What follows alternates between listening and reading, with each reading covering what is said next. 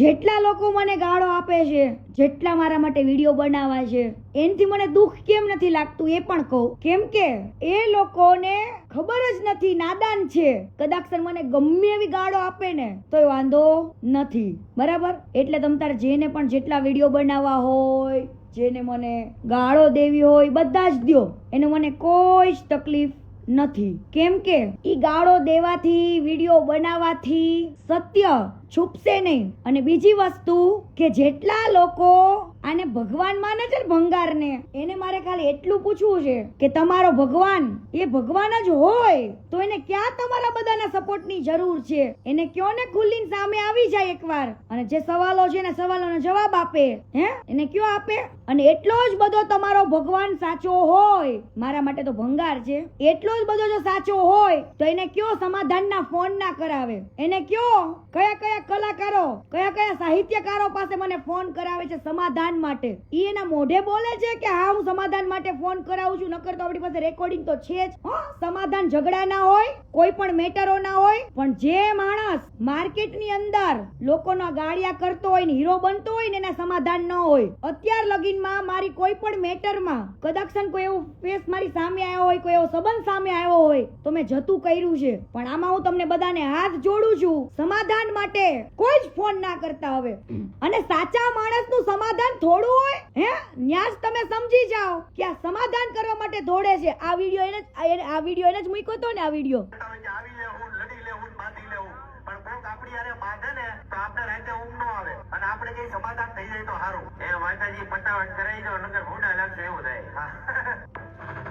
હજુ સાંભળો એકવાર.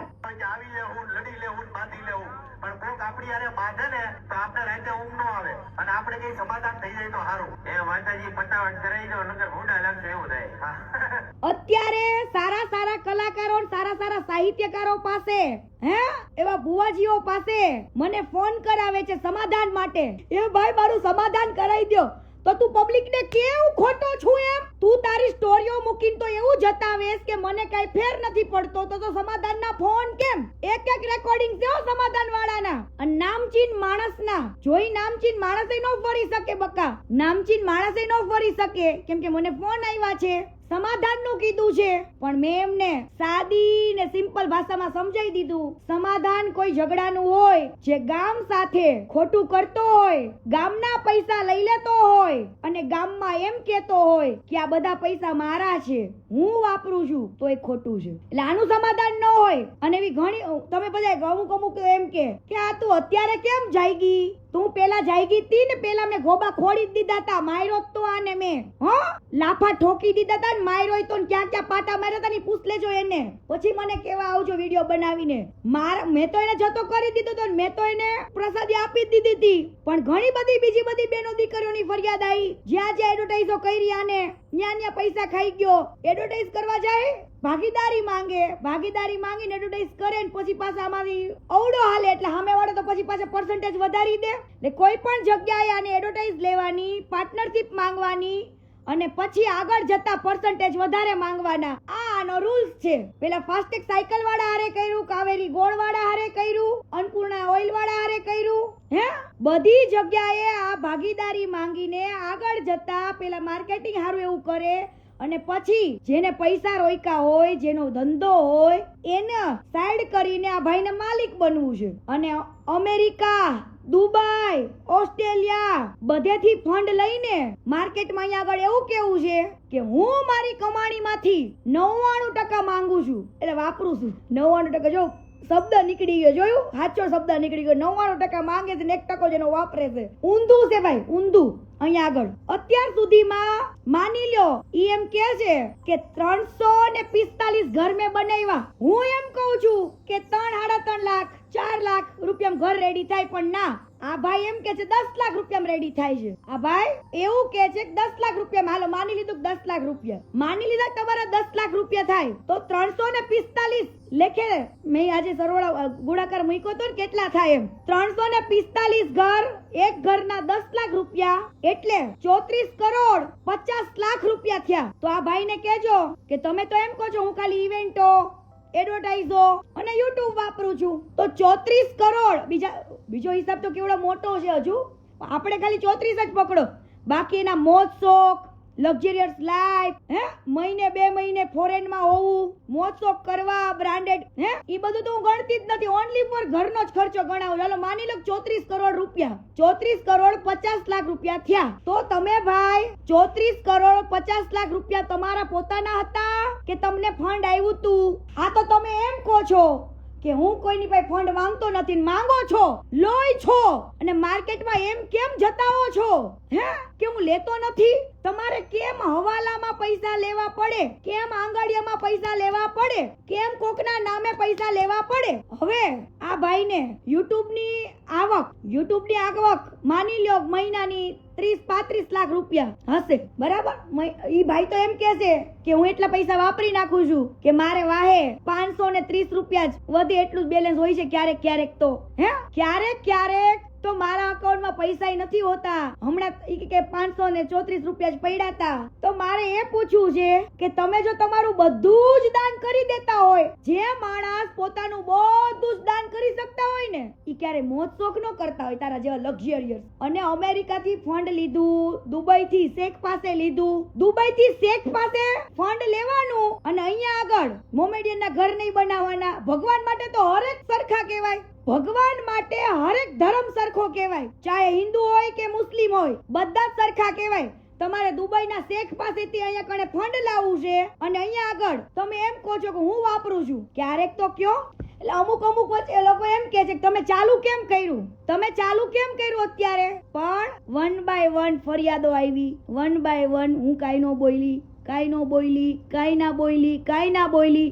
પણ આ ભાઈ એવું બોલ્યો, અન્નપૂર્ણા ઓઇલ વાળા હારે પાર્ટનરશિપ કરીને એવું બોલ્યો કે આ પટલા હારે કોઈ દી પાર્ટનરશિપ જ ના હોય, કોઈ દી ધંધા જ ના હોય. આ ભાઈ એવું બોલ્યો કે આ પટલા હારે કોઈ દી ધંધો ના કરાય એમ. તારે ભાઈ અમેરિકા થી પટેલો પાસે દાન લાવવું છે, અહીંયા પટેલો હારે તારે ધંધો કરવો છે, તોય તું પટેલોને ખરાબ કહેસ? તોય તારે પટેલોને ખરાબ કહેવા પડે? હવે માની લ્યો કે અન્નપૂર્ણા ઓઇલ વાળા સાથે એને ભાગીદારી કરી, ખાલી ઓનલી ફોર એડવર્ટાઇઝની 20% ભાગીદારી કરી, ઓનલી ફોર માર્કેટિંગ ની હતી, બરાબર? 20% ઈ માર્કેટિંગ ના આપતા હતા, બીજા સેનાઈ નહીં. હવે માર્કેટિંગ આ ભાઈએ માઇન્ડ દોડાવીને કર્યું સેવાના નામે, બરાબર? સેવાના નામે એમને માર્કેટિંગ કર્યું. એટલે આપણે ભોળી પબ્લિકે ખૂબ સપોર્ટ આપ્યો એમ. એટલે પ્રોફિટ વધારે થયું. આ ભાઈની નીતિ બગડી, લાલચ જાગી. હવે તમે બધા જ જે ભગવાન માને છે ને, આ વાત મારી કાન ખોલીને સાંભળજો કે જે માણસે, જે માલિક હતો અન્નપૂર્ણાનો, એના પૈસા, એની કંપની, એની મિલ, એનું પ્રોડક્શન, એના પૈસા બધું જ એનું, છતાં પણ આને 20% આપતા હતા. ઓછા હતા. તો તમારે ઈ જે પૈસા આવવાના હતા, તમે પબ્લિકને શું કીધું તું કે જે કઈ પણ ફંડ આવે ઈ સેવામાં વાપરવું છે? તો સેવાના નામે લાલચ ક્યાંથી જાગી? બોલો, સેવાના નામે તમને લાલચ કેમ જાગી? વિચારો. તમારે સેવા માટે જ ફંડ જોતું તું, સેવા માટે જ તમે માર્કેટિંગ કરતા હતા. તો સેવા માટે કરતા હોય તો આવી લાલચ પેદા થાય? એમ કયો મને, તમે સેવા કરવા માટે એડવર્ટાઇઝ કરી હતી કે પોતાના પ્રોફિટ માટે કરી હતી? હવે આ મારો સવાલ છે, ભંગાર, તને મારો સવાલ છે આ, કે સેવા માટે માર્કેટિંગ હતું કે પોતાના પ્રોફિટ માટે હતું? આજે પોતાના પ્રોફિટ માટે હોય ને તો જ ડખો થાય, બાકી સેવા માટે હોય ને તો ક્યારેય ડખો થાય નહીં. કેમ કે તમને તો માર્કેટિંગ થી મતલબ, તમને ખાલી માર્કેટિંગ થી મતલબ હોય, અને સારું એવું પ્રોફિટ આવતું જ તું ને એનાથી મતલબ હોય. 20% આપતા હતા, તમે માંગ્યા પાછળ 33%, તોય તમને આપ્યા 33%. એટલે પાછી લાલચ જાગી. 33% આપ્યા ને તોય ભાઈને લાલચ જાગી. પછી આમને માંગ્યા બીજા 33, અને એવું કીધું 33 ને હવે 35% મારા, 35% મારા ભાઈના, તરુણ જાનીના, એમ કરીને 70% માંગ્યા. હવે જેને સેવા માટે જ પૈસા નાખવા છે એને ટકાવારીથી મતલબ શું? પણ આ સેવાના નામે પબ્લિકને ભોળવી ગયો, સેવાના નામે આને ખોટી એડવર્ટાઇઝ કરી, ખોટી. અન્નપૂર્ણાના માલિકને પૂછી લેજો કે આ ખોટો શબ્દ વાપરતો તો સેવા માટે ફંડ નાખવાનું છે. હવે એને જે બોડિયા માર્યા હતા ને સેવા માટેના, તો માની લો કે જે પ્રોફિટ આવ્યો છે સેવામાં આપવું પડશે કે નહીં આપવું પડે?